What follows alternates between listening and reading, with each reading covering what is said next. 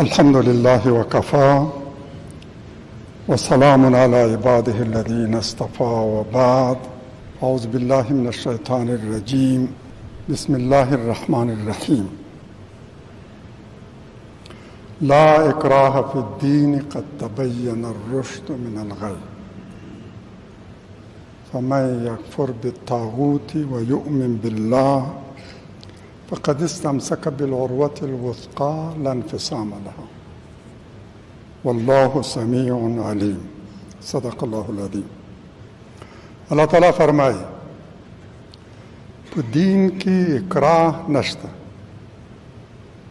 څه په زور په چا باندې تحمیلول او تپل نشته.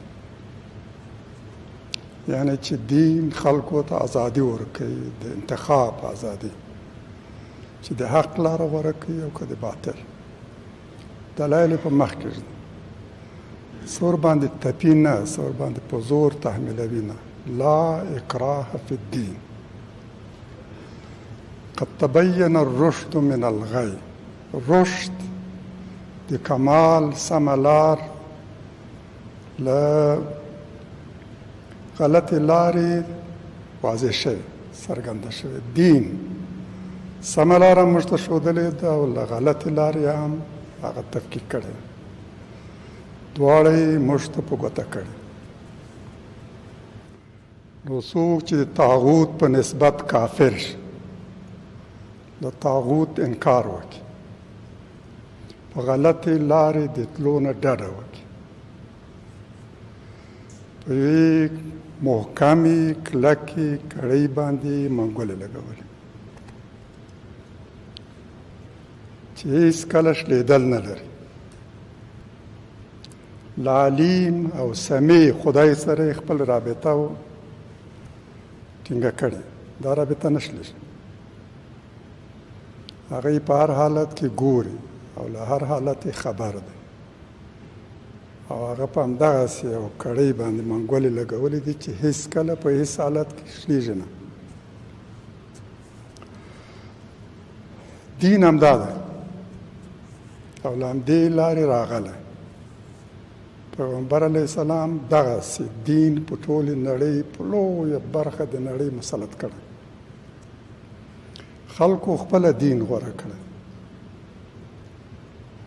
هر حکم چې د قرآن نازل شوی بس خلکو په خپل عمل کړی. جهاد د دې لپاره نه دی چې په خلکو باندې دین په زور تحمیل شي. دا غلطي ونه کړو، دا اشتباه ونه کړو. جهاد د دې لپاره نه ده. جهاد د ظالمانو خلاف ده، د مظلومانو د ژغورنې لپاره، د مظلومانو د آزادولو لپاره، د دې لپاره ده چې بنده د بنده له بندګي وژغوري او د خپل اختیار خاوند کړي. له الله تعالی پرته بل چاته سر ټیټ نه وي، د بل بندګي ونه کړي، د ظالمانو سلطه پای ته ورسوي، د هغوی اقتدار را نسکور کړي. کله چې مظلومانو خپل ازادي ترلاسه کړه، د خپل انتخاب او اختیار ازادي ترلاسه کړه، د بنده له بندګي وژغورل شول، خپلواک شول، بیا الله تعالی خپل مخې ته پرېږدي. هېڅ ځای کې هم دین په زور نه دی تعمیل شوی. تاریخ هم دا شهادت ورکوي. مسلمانانو چې سیمې فتح کړي دي، د اهل کتاب معابد نه دی وران کړي، په زور په هغو باندې دین نه دی تعمیل کړی. دې ته نه دی اړ کړی چې خپل دین به پرېږدي او اسلام به مني. که په دین کې اکراه وای نو لومړی کار به همدا کېده چې د دوی معبد هم وران شي، مساجد هم وران شي او مذهبي مشران هم ووژل شي، له منځه لاړ شي، مجبور کړی شي چې دین ته به غاړه ږدي. په دین کې اکراه نشته.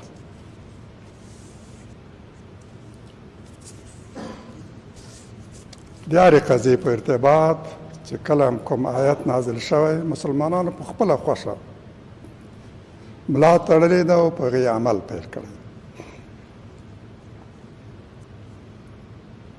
یعنی چې جهاد د یو په ضد دی چې وسله کاروي او له باطل دفاع کوي. مظلومان دې ته اړ کوي چې دوی ته مطیع او غاړه کښېږدي. د طاغوت خلاف ده چې کله د طاغوت سلطه پای ته ورسېدله او بشپړه ازادي تامین شوه، بیا خلکو ته دا واک او اختیار سپارل شوی دی چې کومه لار غوره کړي. بیا اسلام د دلیل له مخې هغه قانع کړی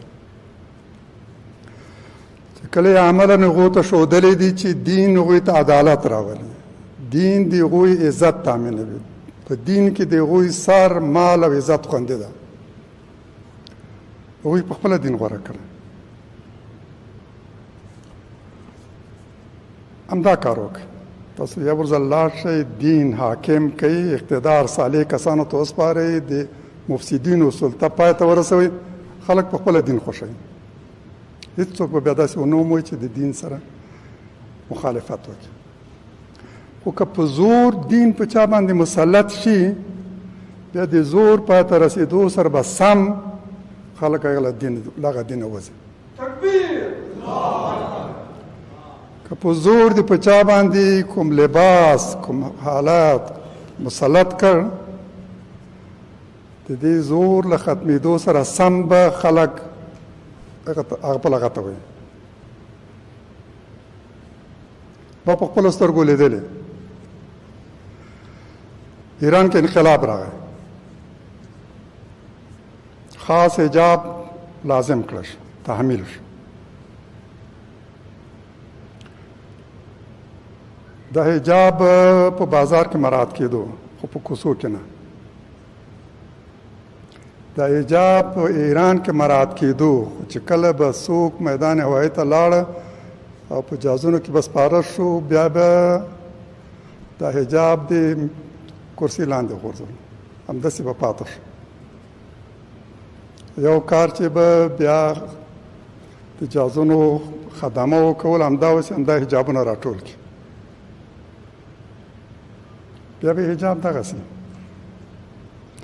خلق قانع که، وی روزه، دین ور وښیه. او چې کله هم هغه د ایمان لار غوره کړه او دین ته یې غاړه کښېښودله، هغه بیا په خپله له دین سره سم ځان عیاروي. جبر زور ته بیا ضرورت نشته. ورونو خویندو، افغانانو هم اسلام په خپله خوښه کړی، په خپله یې خوښ کړی، او هم حنفي مذهب. نه اسلام په زور ورباندې تپل شوی او نه هم حنفي مذهب. د څلورو مذاهبو له منځه حنفي مذهب غوره کړ، او دین ته هم هغوی د بل چا له فشار و زور پرته غاړه ایښي. اسلام یې هم له زور پرته قبول کړی.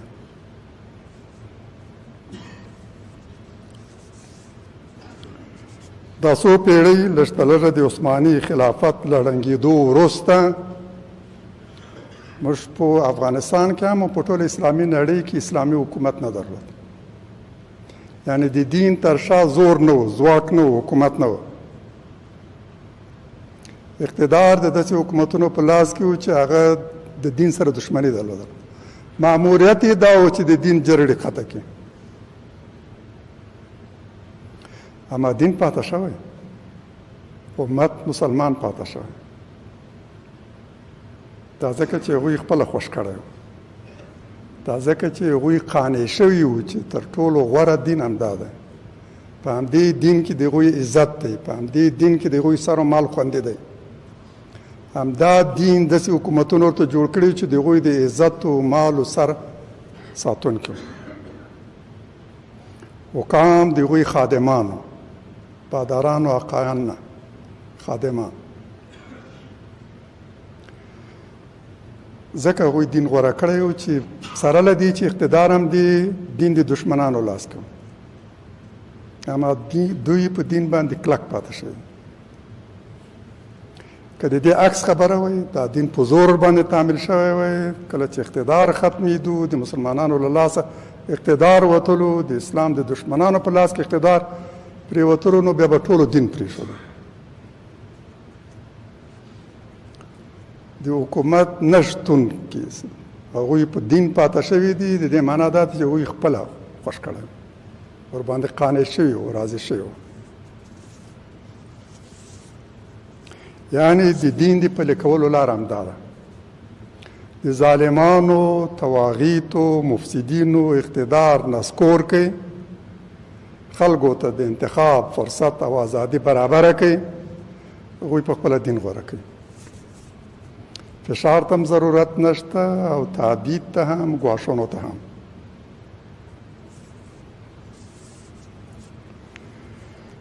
ورونو خویندو، د امارت اسلامي مسؤلینو ته سپارښتنه کوو چې ما داسې خاص ډول جامه په افغانانو مخصوصاً میرمنو او نجونو تعمیلوي چې نه په قرآن او سنت کې د هغه په اړه صریح نص شته او نه د وجوب او تحریم په اړه کوم امر او نهیه. نه په قرآن کې مومو او نام د پیغمبر علیه السلام په صحیح احادیثو کې، نه د احنافو د ائمو، فقهاو، علماو او مفسرینو په آراو او اقوالو کې په دې اړه کومه سپارښتنه او وینا ګورو. د احنافو په وړاندنیو ټولو علماو کې، په ټولو فقهاو او ائمو کې د احنافو په دې ارتباط اجماع ده، شبه اجماع، چې د میرمنو مخ، لاس او پښې په سطر کې شامل نه دي. د ټولو وړاندنیو فقهاو، علماو، مفسرینو او ائمو رای همدا ده. د امام ابو حنیفه په شمول، د امام یوسف په شمول او د ګڼ شمېر نورو مشهورو، معروفو، منلو علماو او فقهاو په شمول.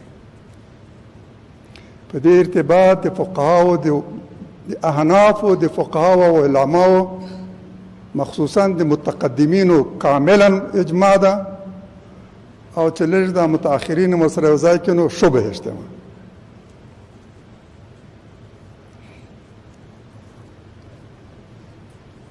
یو وړوکی ټولګی د ګوتو په شمېر، هغه هم د متأخرینو له جملې، د وروستنیو له جملې داسې دی چې بیا هم وایم د ګوتو په شمېر. یقیناً تحقیق سره وایم د ګوتو په شمېر دغسې فقها هم شته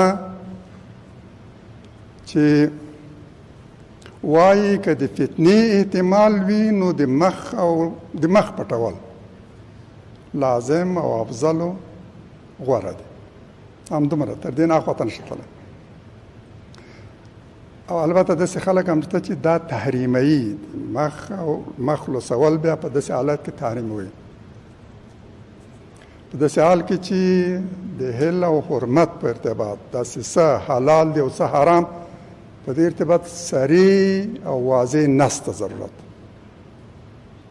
قرآن کې باید ویل شوي چې دا به کوئ او که ونه وکړل عذاب پرې مرتب کېږي، ګناه ده، جرم ده. په دې ارتباط باید صریح نص وي، نه ځني وینا. د حرمت په ارتباط هم او دا چې حلال ده او الله تعالی ورباندې امر کړی، په دې ارتباط هم صریح او قاطع څرګند نص ته ضرورت، چې داسې نص څوک نشي ښودلی، نه په قرآن کې او نه په حدیث کې. ولې د داسې شاذ رای، ناشنا رای، هغه هم د ډېرو لږو کسانو او هغه هم د ډېرو متأخرینو علماو له لوري، په دې باندې دومره ټینګار کوو چې میرمنې له خپل مسلم حق تعلیم محروم.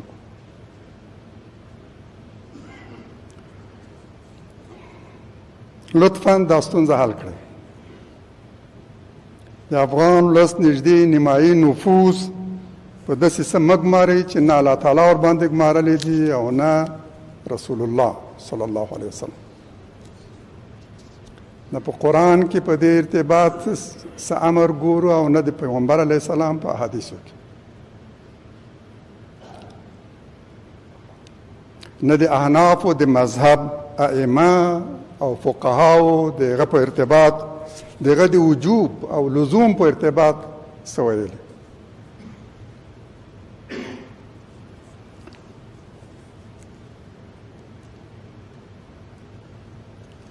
برادران و خواهران عزیز، مخالفین نظام اخیراً و شاید به دلیل بی‌نتیجه و غیر مؤثر بودن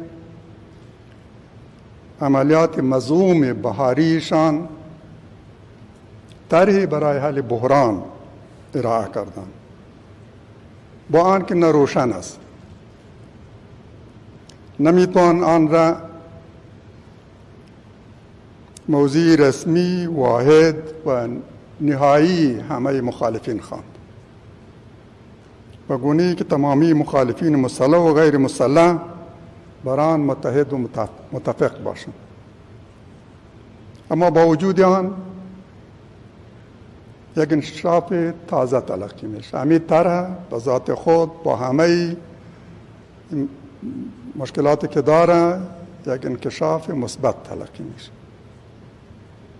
طرح شامل 3 خواسته در 3 ماده است. 1. مشارکت در قدرت و تشکیل حکومت موقت ائتلافی. 2. حضور نیروهای خارجی تحت پوشش ملل متحد و منظور تأمین و تضمین امنیت مخالفین. 3. برگزاری انتخابات. هرچند خواست نخستین و اصلی این مجموعه مشارکت در قدرت است،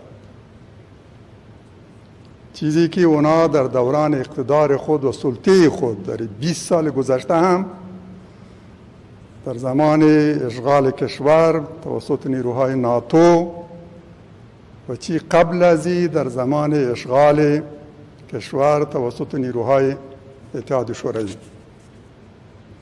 همواره با حکومتی که در او مخالفین مسلح نظام هم شرکت کنه مخالف بودن، به شدت مخالفت کردن.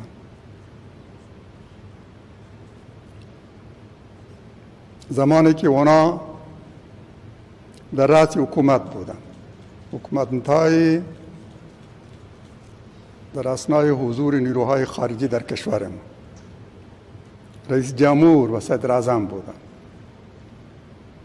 وزیر و والی و وکیل بودن، با هر طرح صلح مخالفت کردن و مانع اصلی در برابر هر تلاش صلح همینا بودن. هم با مصالحه میان حزب و دولت مخالفت کردند، با تمام نیرو و توان خود موانع خلق کردند، حتی دست به تظاهرات هم زدند و هم در رابطه به مصالحه دولت با حرکت طالبان مخالفت کردند. مشارکت در قدرت را نپذیرفتند. بر حکومت ائتلافی هم اگر تاکید داشتند، فقط همانایی که در زیر سایه سلطه اجنبی در کابل بودند، میان اینا حکومت ائتلافی را خواستند، اما با مخالفین هرگز موافق نبودند که مشارکت در قدرت و تشکیل یک حکومت موقت ائتلافی صورت بگیرد. همواره با مخالفت پرداختند. اما با آن همه از نظر ما این یک انکشاف مثبت است، ولی این طرح چند عیب کاملا واضح دارد. عیب اساسی: 1. راه را برای حضور مجدد نیروهای خارجی در افغانستان فراهم می‌کند. ملل متحد چیزی جز پوشش فریبنده برای حضور نیروهای خارجی در افغانستان نبود.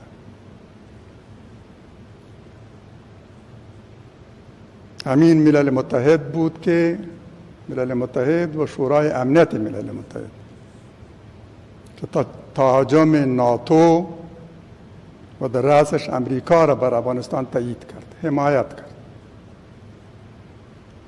و تمامی افراد و گروه های را که CIA در فهرست سیاه خود گرفته بودند به عنوان تروریست در فهرست سیاه گرفتند،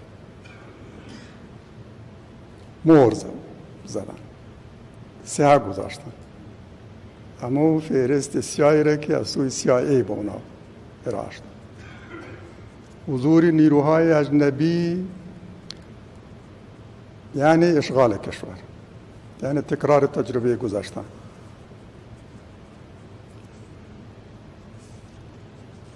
دو، تشکیل حکومت موقت آن هم ائتلافی تکرار تجربه ناکام و خونین گذشته است. هیچ افغان مؤمن و تنخواه و هوشیار با اعاده نظام قبلی و شبیه آن و اشتراک چهره‌های بدنام و مسئول سالهای خونین اشغال و زمان اقتدار اینها هرگز موافقه نخواهد کرد و در برابر اعاده‌اش با تمام نیرو و توان خود محکم خواهد ایستاد. ما حزب اسلامی و مجاهدین متحد به اسلام همه را در این زمره بگیریم.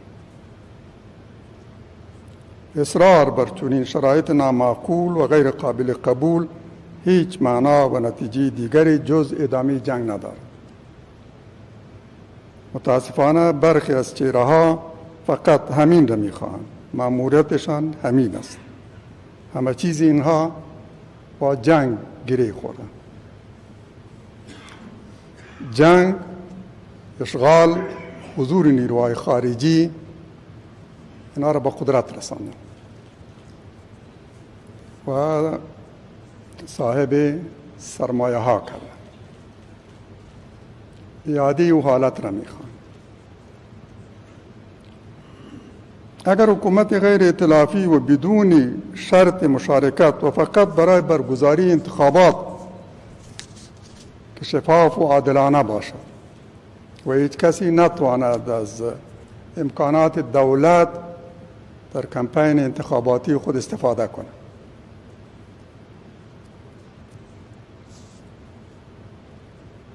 در این صورت میشه روی از این شرط و خواسته بحث کرد. حکومت موقت غیر ائتلافی بدون شرط توزیع قدرت بین احزاب فقط به خاطر برگزاری انتخابات شفاف و عادلانه. اگر شرط ای باشه که باید طرف مقابل اگر حکومت موقت میخواد اینه حکومت موقت، در این صورت ما موافقیم، این را مفید میشماریم، هرچند از نظر ما عملی نیست. شرطی است که عملی نیست. اگر امارت اسلامی باید توافق کنه ما باید موافقیم. به اعتقاد ما راه حل عملی و پذیرفتنی برای افغانها فقط این است که یک، اصرار بر جنگ و تکرار تجارب ناکام و خونین قبلی را تحریم کنیم با صداقت و اخلاص کامل. راه صلح‌آمیز، عملی و معقول بحران و بدیل جنگ تمیز که اصرار بر جنگ را ترک بگویم و راه صلح‌آمیز را یگانه بدیل عملی برای جنگ قبول کنیم با تعهد محکم که به اخلاص در پاش بیستیم. دو، همه جناح‌ها با انتخابات، مراجعه به آرای مردم و تمکین به اراده ملت توافق کنند. در برابر مردم هم، در برابر دنیا هم و در برابر خدا هم، که به اراده ملت تمکین میکنیم، نتیجه انتخابات بدون قید و شرط میپذیریم و بر هر که ملت اعتماد کرد حکومتش قبول داره. شرط مشارکت در قدرت را مطرح نمیکنیم. میگذاریم که اقتدار به کسی سپرده شود که مورد تایید و حمایت اکثریت ملت است.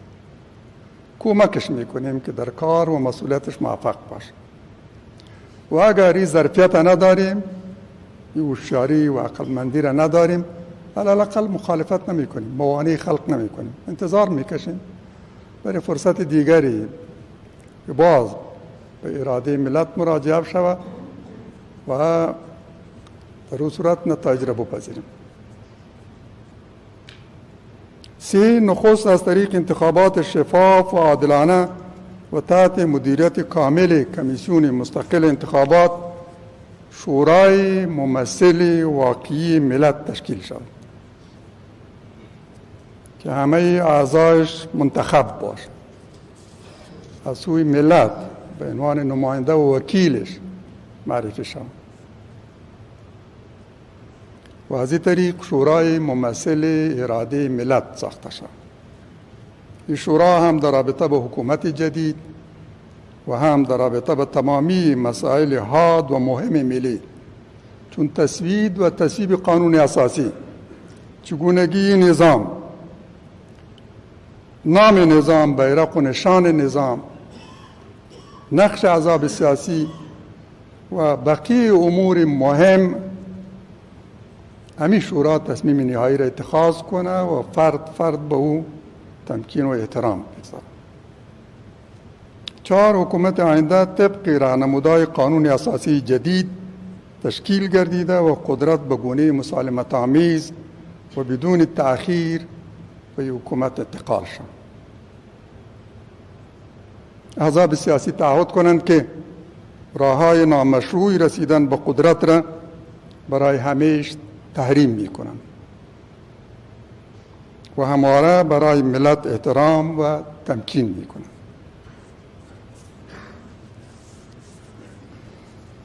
ورونو خویندو، کله کله څوک د دوست په جامه کې خپل ملګري او خپل ډلې او ګوند ته دومره تاوان رسوي چې د دشمني په جامه کې څوک نشي رسولی، دشمن یې نشي رسولی او د دشمنۍ په جامه کې څوک نشي رسولی.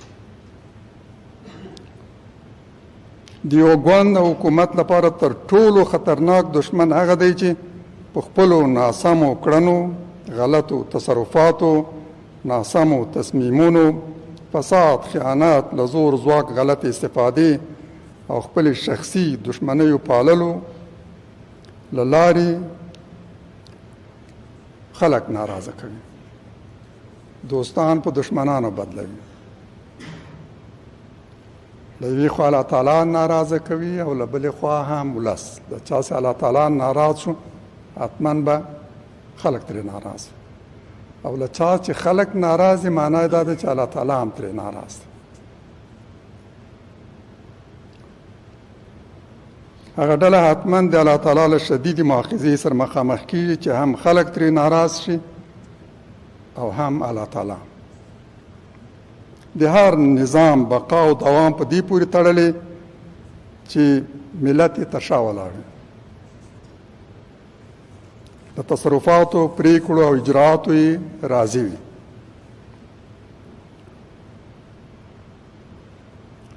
ولس حاکم ته دعا وکړي او حاکم هم ولس ته، دواړه یو له بل راضي وي. حکام داسې مومي چې د دوی ورونه، خادمان، د سر عزت او مال ساتونکي او د عدالت او امنیت پلي کوونکي دي.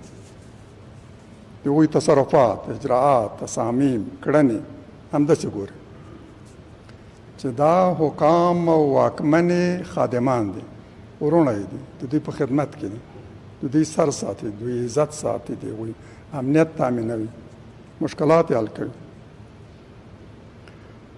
حکام تر دې وړاندې چې له ولس وغواړي شریعت او قانون ته منقاد دي، په خپله تر ټولو مخکې او زیات منقاد دي. شریعت هغه څوک پلي کولی شي چې په خپله هم شریعت ته التزام لري، تابع منقاد دی. خلک وګوري چې هغه داسې څه ته ما بلي چې هغه په خپله ورته اخلاص لري، ورباندې عمل کوي.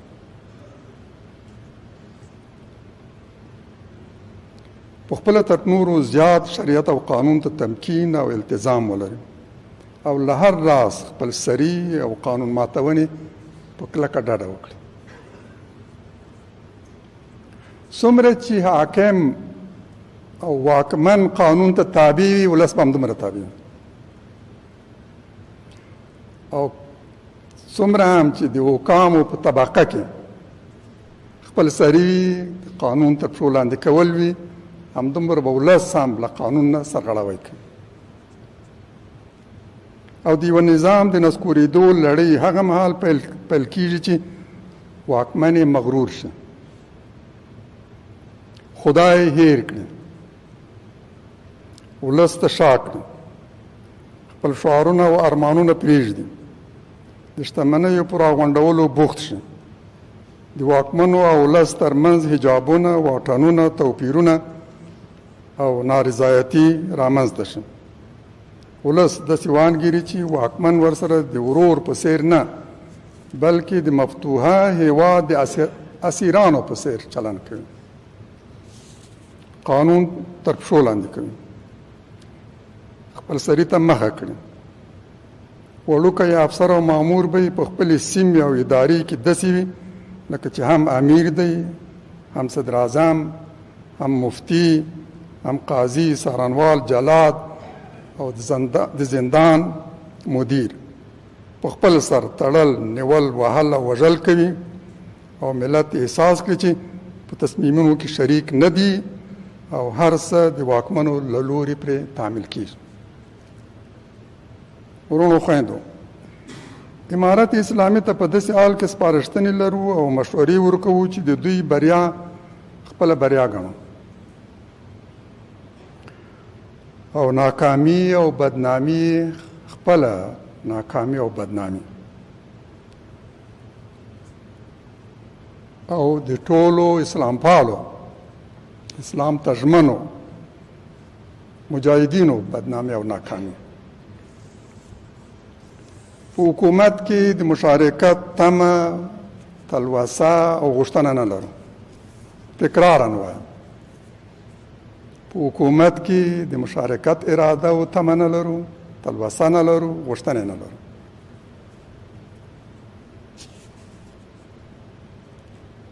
مخکې هم داسې او نن هم داسې. دا خوښوو چې حکومت یو لاس وي، په منځ کې اختلاف نه وي. ائتلافي حکومتونه ناکام او له اختلافاتو سره مخامخ. نه غواړو په ناکام حکومت کې شریک شو یا د یو حکومت د ناکامۍ باعث شو. د همدې لپاره دا شرط نه لرو چې موږ به په اقتدار کې شریک وو. د حزب غړو ته هم دا وایي، ولس ته هم دا وایي. ولس ته وایي له داسې څه ویلو او کولو ډډه وکړي چې ګټه یې ډېر خطرناک کورني او بهرني دشمن ته رسېږي. حوصله وکړه، صبر وکړه، که ناخوالې دې ویزغمئ. راتلونکي روښانه راتلونکي ته انتظار وکړئ. الله تعالی مهربان ده چې دا پاتې ستونزې هم حل شي. ستر کارونه شوي، زموږ لوی ارمانونه ترسره شوي، په همدې باید اکتفا وکړو. مشورې مو دا دي: اول له بحران د وتلو لپاره جامع د افغان ولس اکثریت د منلو وړ معقوله، عملي او رغنده طرحه وړاندې کړه. دا کافي نه ده چې مخالفینو ته وایي راشه، تسلیم شه، امنیت راغلی او ټول شموله حکومت هم جوړ شوی. دا تر ننه پورې نه دی منل شوی، له دې نه وروسته هم نه منل کېږي او دا یقینا د حل لاره هم نه ده. دوم، ملت د ملي مسایلو په ارتباط هر تصمیم کې شریک کړي. مهم مسائل مخصوصا هغه چې په ټول ملت او هیواد پورې مربوط وي، هیڅوک باید ځان ته دا حق نه کړي چې د ملت له موافقې او مشورې پرته په دې ارتباط تصمیم ونیسي. ملت باید په دغسې مسایلو کې شریک کړی شي. درې، خپل صفوف له هغو تصفیه کړئ چې تاسو ته له مؤید او موافق مخالف جوړوي. دوست په دشمن بدلوي او اغیارو ته پر یارانو ترجیح ورکوي. متاسفانه ځینې همداسې دي، د دوست او د دشمن له تفکیک نه عاجز. تصرفات موازی څرګندونې دغسې چې دوستان ترې لرې شي او دشمن پرې خوشحاله کېږي. داسې کسان په خپلو لیکو کې مه پرېږدئ. دوی تر ټولو زیات تاسو ته صدمه رسوي.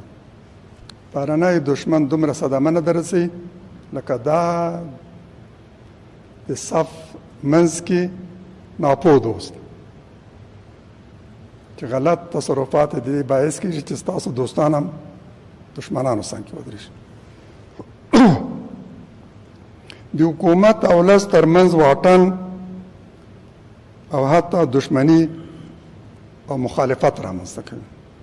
تصرفات هم داسې چې ملت له حکومته بیل شي، د حکومت او د ملت ترمنځ واټن او فاصله رامنځته شي. د دوی مخه ونیسي، دا تصفیه کوي، دا له خپلو صفوفو وباسئ. دوی ته د دې مجال مه ورکوئ. یو ګوند او حزب هغه مهال له ډېرو ستونزو سره مخامخ کېږي چې اقتدار ته ورسېږي، او بیا د دوست او د دشمن تفکیک هم ورته ګران شي. هر څوک وتوانېدلی شي له خلاصو دروازو په استفادې سره صف ته ننوځي. دا دخیل عناصر چې فرصت طلب چې چالاک هم دي، زرنګ هم دي، تجربه هم لري، کولی شي ځان واکمنو ته ورسوي. هغوی په ستایانو او توصیفونو سره هم تر اغېز لاندې ونیسي او ځان ته ځای برابر کړي. دا یقینا چې ګوندونو ته تر ټولو خطرناک دشمن دی. د دې مخه ونیسئ. او هغه چې له حکومتي واک غلطه استفاده کوي او خپل شخصي، قومي، فکري او مذهبي رقابتونه پالي، دا هم له خطرناکو کورنۍ او داخلي دشمنانو له جملې دي. د دوست په جامه کې دشمن. حساسو سیمو ته د زیاتو جنګیالیو لیږل اکثرا د ګټې په ځای تاوان کوي. دا هم یو ضرورت دی چې څوک وګوري کومې سیمې ته څومره شمېر ولیږي، حالت څه ایجابوي، ډېر ورشي که لږ. لږ لیږل هم کله تاوان کوي او ډېر لیږل هم تاوان کوي. ضرورت له مخې باید ولیږلی شي. د ډیرو کنټرول هم بیا ډیر ګران وي او د دوی له تصرفاتو او اجراعاتو هم ستونزې او مشکلات را پیدا کېږي. د دې په ځای چې دغسې سیمو ته له نورو لرو سیمو جنګیالي ولیږل سي، داسې چې نه په منطقه کې بلد دي او نه د خلکو له مزاجو سلیقې سره آشنا او نه هم په ژبه پوهېږي. په خپله د همدې سیمې د ګاونډ سیمو نه هغه کسان ولیږي چې اسلام ته ژمن دي،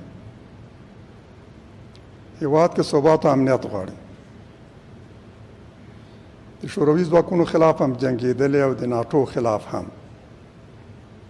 د مخکني نظام بیا یاده نه غواړي. د هغوی شمېر کم هم نه دی، ښه ډېر دی، په هره سیمې کې شته. که د خپلې سیمې داسې افراد کم وي، د شاوخوا ګاونډ سیمو نه یې ولېږي چې ورته نږدې دي، په دې اعتماد وکړي، دوی ته د خپلې سیمې د امنیت تامینولو دنده وسپارئ. د دشمنانو د شرارتونو د مقابلې تر ټولو اسانه او مؤثره لاره همدا ده. د دغو اسلام ته ژمنو مجاهدینو چې کافي تجربه د جنگ او جهاد لري، شمیر هم الحمدلله ډیر ډیر ډیر زیات دی. همدا کفایت کوي. د لرو سیمو مه لېږئ، د همدغه سیمې ولېږئ. پنجشیر کې ضرورت پیدا شو، خپله د پنجشیر خلکو باندې اعتماد وکړئ. د مخلصو پنجشیریانو شمیر کافي ډیر دی. راغونډ کړئ، تنظیم یې کړئ، اعتماد ورباندې وکړئ. که احیانا ګورئ چې شمیر یې کم دی، د کاپیسا، پروان، بغلان، تخار دې ځای نه ولېږئ. بلد څنګ په څنګ پراته دي، د یو بل په ژبه هم پوهېږي، د یو بل له وضعیت هم خبر دی. که تاسو کاپیسا باندې اعتماد وکړئ، باور مې دا دی چې په ټول شمالي کې امنیت راتلی شي. که تاسو د پروان په مجاهدینو باور وکړئ، همدا کافي دی چې د پنجشیر په شمول په ټول شمال د کابل کې امنیت راشي. په هر کلي کې د هغوی په سلګونو شته، که نه ووایي په زرګونو. زه باور لرم چې یوازې د غوربند په خلکو باندې تاسو اعتماد وکړئ، په ټول شمالي کې امنیت راتلی شي. راشئ دا کار وکړئ. د سیمې امنیت خپله د سیمې خلکو ته سپارئ، مخلصینو ته، صادقو افرادو ته چې امتحان یې ورکړی او په امتحان کې هم بریالي وتلی. نه له ناټو سره ملګري شوي دي او نه له شوروي سره. د مفسدو حکومتونو ملګرتیا هم نه ده کړې. د اسلام لپاره قربانۍ ته هم چمتو دي او تعهد لري، کلک تعهد د اسلام په نسبت. دا راغونډ کړئ، دا تنظیم کړئ، په دې اعتماد وکړئ.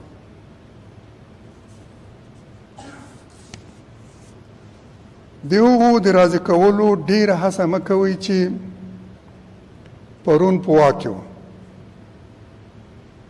او د فسادونو پرېړي زخیمې دوسیې لري. خوښ هم ده، هڅه کولی شي، خو ډېره هڅه مه کوئ. ډېر توقع له دې نه مه لرئ چې شاید د دوی راتګ به مشکلات حل کړي او ستاسو ستونزې به راکمې کړي. د کور دننه عام ولس راضي کړئ. که یې راولئ نو له دې شرط سره یې راولئ چې د ملي او شخصي شتمنیو د غصب، تالان او د قتلونو دوسیې به د شریعت په رڼا کې څېړل کېږي. دا شرط حتما وضع کړئ. داسې نه چې ووایئ بس راشئ، فقط امارت ومنئ او بیعت وکړئ، نور چې سم وکړي دي پروا نشته. شتمنۍ مو هم ستاسو، ځمکې او باغونه مو هم ستاسو، ښارګوټې مو هم ستاسو، ماړۍ بنګلې مو هم ستاسو. نه یوازې تاسو ته بیرته سپارل کېږي، بلکې تضمین کېږي چې دا به ستاسو په واک کې. دومره هم نو بې انصافي مه کوئ، دومره هم ځان مجبور مه ګڼئ. یقینا چې د هغوی په راتګ سره ستاسو هېڅ ستونزه نه حل کېږي. دا بحران ژورې ریښې لري. ډېر کورني او بهرني لوري پکې دخیل دي، زموږ د ګاونډیانو په شمول، او په دوی پورې تړلې ډلې. ډېرو ځواکمنو او شتمنو سیمه ییزو او نړیوالو ځواکونو خپلې ګټې په افغانستان کې د ناامنیو، شخړو او جګړو سره غوټه کړې. نه غواړي افغانستان کې ثبات او امنیت راشي او افغانان یو ځواکمن مرکزي حکومت ولري. د افغانستان ویش، تجزیه او بې ثباتي خوښوي او په همدوی کې، په همدې حالت کې خپلې ګټې لټوي. موږ نږدې 10 میلیونه مهاجرین لرو له هېواده بهر.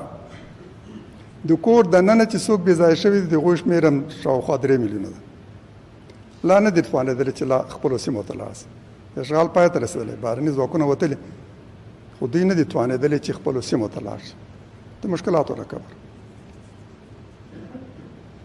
دا بحران په دې نال کېږي چې 500 هغه فراریان راځي او هېواد ته راستانه کړي چې پرون د اشغالګرانو د مټو په زور پر افغانانو تحمیل شوي وو. د دوی په راوستو سره غربي هېوادونه هم نشي راضي کول. ځینې فکر کوي چې شاید که داسې کسان راولو دا تبلیغاتي فشار به هم راکم سي او وتوانېدلی شي د بهرنیان راضي کړو. اشتباه کوئ، داسې مه کوئ. په دې سره هېڅکله دا هېوادونه نشي قانع کولی.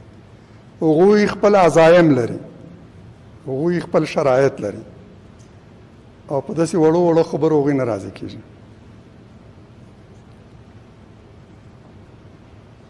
دوی ته خپل مزدوران داسې بریښي لکه په ګندګیو ناست مچان، همداسې ورته بریښي. بله ورځ مې د امریکا د مشهورې ورځپاڼې تبصره لوستله چې وایي د امریکا سیاست د افغان مهاجرینو په ارتباط شرمناک دی. امریکا او ولس ته د پیغور وړه، یعنې دومره بد سلوک ورسره کوي چې یو ورځپاڼه د امریکا حامي او د نظام حامي ورځپاڼه مشهوره ډېره معروفه هغه وایي چې د امریکا سیاست د افغان مهاجرینو په ارتباط ډېر شرمناک دی او د پیغور وړ، یعنې چې سپکاوي سره مخامخ دی.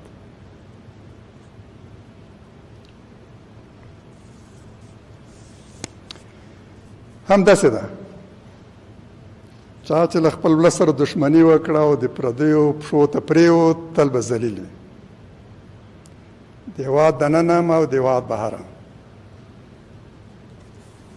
بادار به یم هغه په لغته وایي او په سپکه سترګه به ورسره ګوري.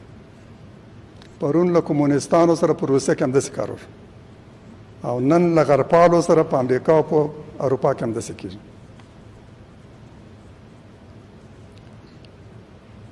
اوکراین مهاجرینو سره چې دوی څه کوي اصلا له دې سره مقایسه کېدلی نشي.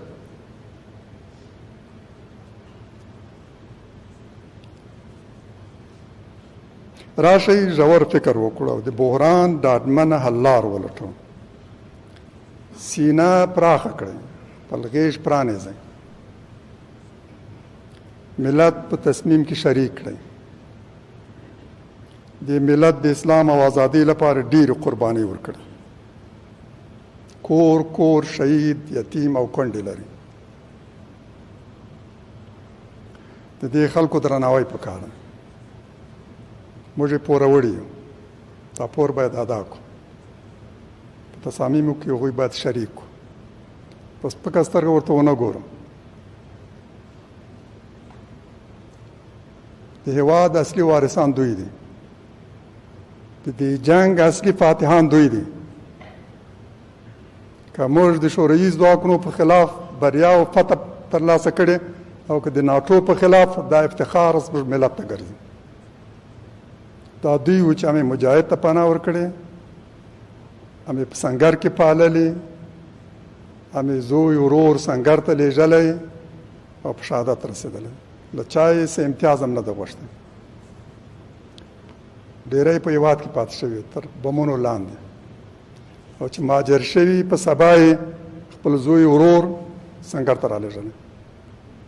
په یوې خیمې کې د پاکستان سره ډاک کې پاته شوی او په سبا یې خپل زامن او زلمیان د جهاد سنګرونو ته لیږلي. موږ د دوی پوروړي یو. د دوی د قربانیو په نتیجه کې دا سترې بریاوې زموږ په برخه شوي دي.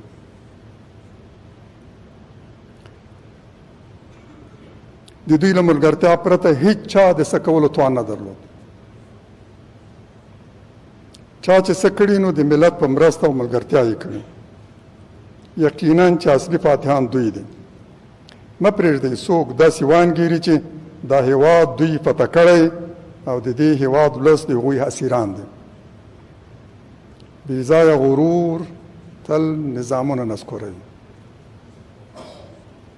که زموږ په تاریخ کې په وار وار نظامونه نسکور شوي دي، وجه همدا ده. هماغه مهال نسکور شوي چې د ملت او د حکومت ترمنځ واټن را پیدا شوی.